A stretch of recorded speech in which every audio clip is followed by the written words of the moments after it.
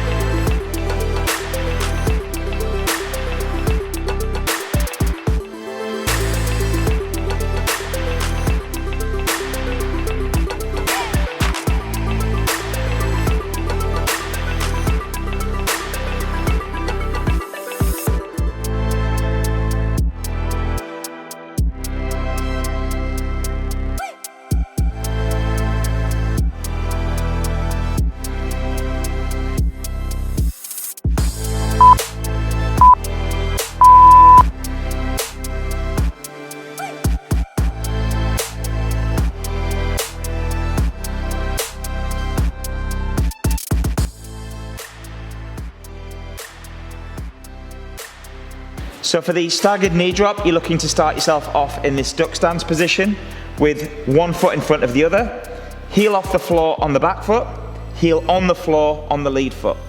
You're going to place one hand either side of the lead foot, and the intention would be to shift a little bit weight forwards into the hands, sending the hips up as high as possible until we get the legs straight. From here, gently lower down, back into the duck stance position, and then repeat.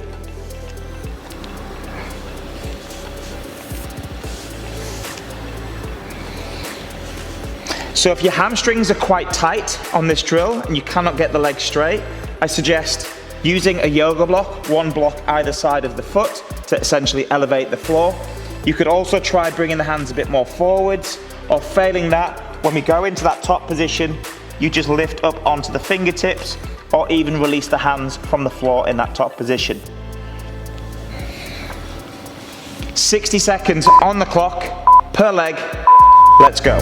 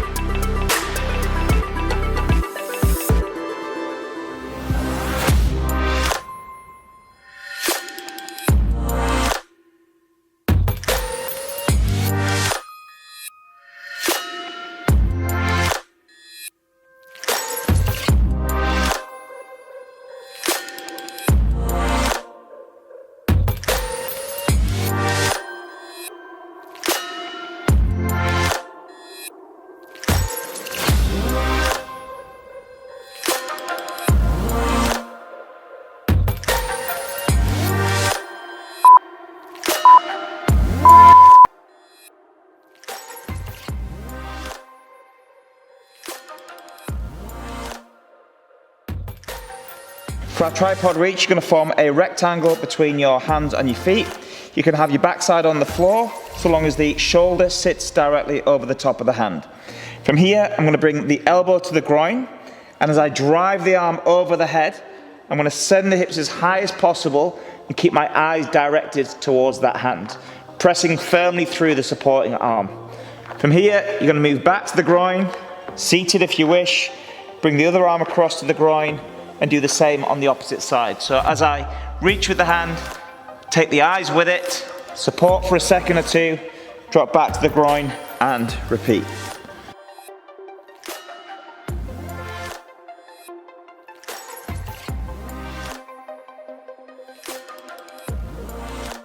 "60 seconds on the clock, let's go."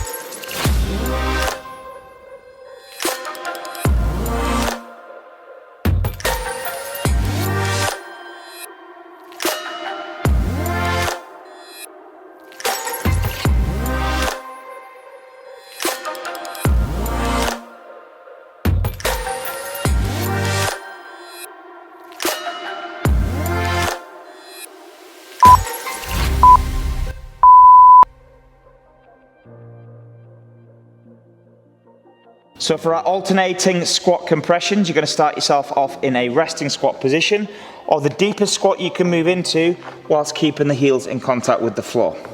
From here, you can lean forward slightly or move out to the side whilst placing one hand on the inside of one knee.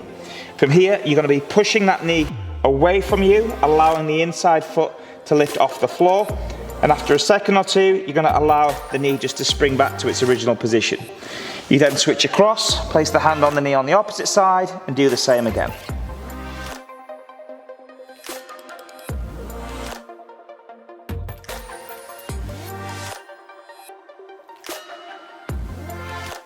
"60 seconds on the clock, let's go."